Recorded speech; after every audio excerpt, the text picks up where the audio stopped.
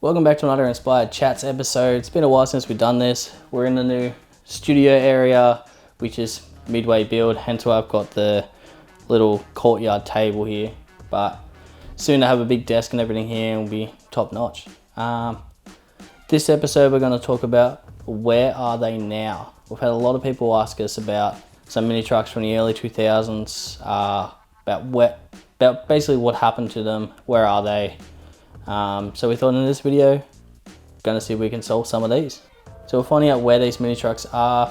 There's only two people I talk to that are pretty much the mini truck and encyclopedia of the Australian mini trucks. It's Chad Ribbons and Scott Tisco. They've helped me out tremendously with this, with photos and finding out where some trucks are. And the first truck I'm going to talk about is Dragseal. It was green, body dropped, it was a 90s Hilux, and it had the place Dragseal. It lived up to its name with Dragseal and dragged everywhere, which was wicked.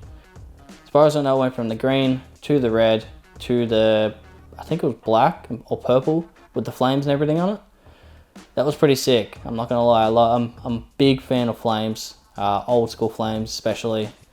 And I thought it was sick. And then it went from one owner to another owner and it is now a dual cab. So they've taken off the single cab tub and they put a dual cab setup on it. Man, it's looking pretty cool. Can't wait to see what happens with that. But that's one truck that was around the early 2000s that is now become a dual cab. So another truck that a lot of people know from the early 2000s or Drop Zone and the early ZA days was Agro for You. Now Pete Cullen built that back in the early 2000s. It won a lot of trophies. It went to Auto Salon, went everywhere. He drove the shit out of it. Pete Cullen finally got his truck back after all these years and he's bringing it back to its former glory, which is going to be sick. We're going to be following this build along the way. It's definitely seen better days, but that's how a lot of these trucks are. They end up getting parted out over the years and mixed mash panels and wheels and all these things. But at least it's not scrapped like a lot of trucks. Next up we've got Nebolo. Now I don't know much about Nebolo, only that it was a black Rodeo and it was featured in mini truck and street trucks. It was sick, clean, simple, just very nicely done. Had a full interior and everything on it. It is now a drag ute. So he's gone complete different sort of setup. I don't know if it's still the original owner. Could be a new one. Please let me know if you know. But it's now a drag ute, big slicks, tube chassis, the whole deal. The thing's sick. I really, really like it. It's a bit different than the mini truck, and he's not in the scene anymore that I know of, but still sick to see the truck still around. Another truck is called Toy Sled. Now, Toy Sled was a sick truck in the early 2000s. It was wicked. Everyone loved it. It had billets. It was gold. It was clean. It was simple. And then it sort of went missing after a few years and no one really knew about it. And then it turned up on Facebook a couple of years ago. Turns out Clint Forrest has it now. He says he's going to slowly build it back up to its former glory, which is going to be sick. Every time we ask people what they want to hear about when it comes to trucks and wondering where they are, they always mention Toy Sled. Another truck that a lot of people on the scene know, but not everyone on the other scene knows, is Pogo. Now Pogo had an extremely detailed paint job on it, had airbrushing, everything on it. It was airbagged, had a mad front lip on the front in the early 2000s, and it is still around and still looks the same.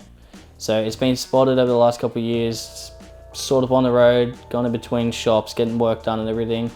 As far as I know, it's getting more work done to it, but it's still looking the same. Now that's going to be sick. Now, I've been trying to get in contact with the owner for a while, and I might have been able to now. So stay tuned, because we might have a video of that truck. Here's a cool one. So Jack Merritt from NC not only owns Load 24/7, which was around in the early days. It was blue. It was airbag single cab D21, which looks sick, and it went through a few different paint jobs over the years, and is now looking epic with the new wheels, new paint job on it. He's outdone himself on that. He not only owns that, but he owns Slutlux.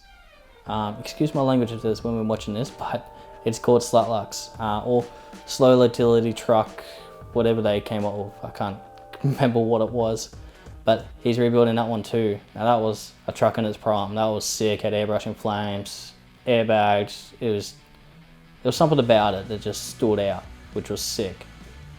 And I'm saying sick a lot, but it was one of my favorites.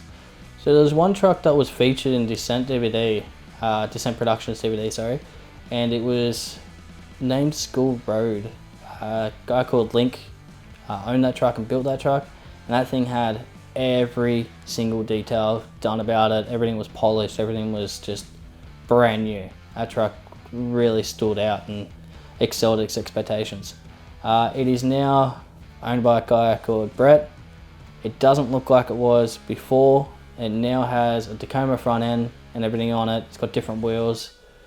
It still has all the potential that it did before, which is sick, and it has been getting out to shows, which is pretty cool. Hopefully we can get up to Queensland and feature that truck one day.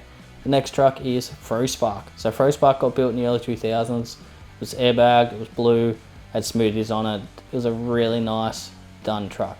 It was one of those simple but more trucks, and had a lot of detail about it, which was pretty cool.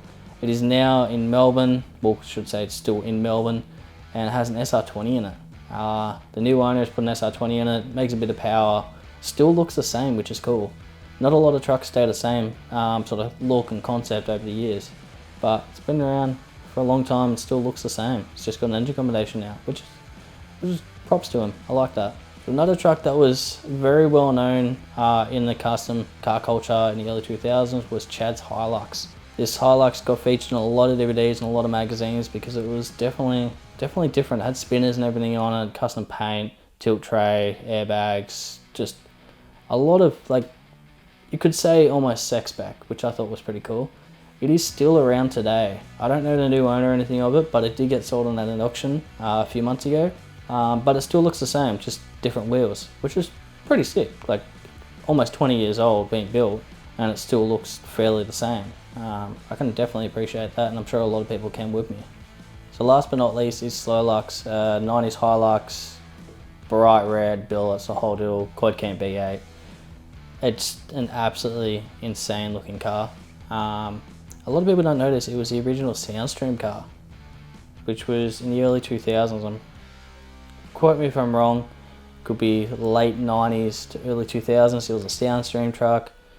It was blue, had a lot of work done to it, and then it went through the next stage and went pretty much out of this world. Full custom engine bay, quad cam V8, billets, the crazy paint, just a really nice, simple but clean truck. That is a very underrated truck. It is in Melbourne. It is still around. I don't know who owns it now, but a couple of years ago it was for sale.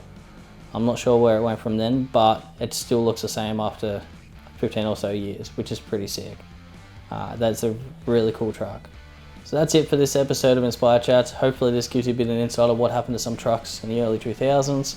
We will be doing more of these once we find out more information, as it is a little bit hard to find information about these trucks because they go to different people and end up being in parts or this and that. Like, it's how every car is. But hopefully this is giving you an insight on some of the trucks, and be sure to like and subscribe to the channel because we're going to be doing more of these.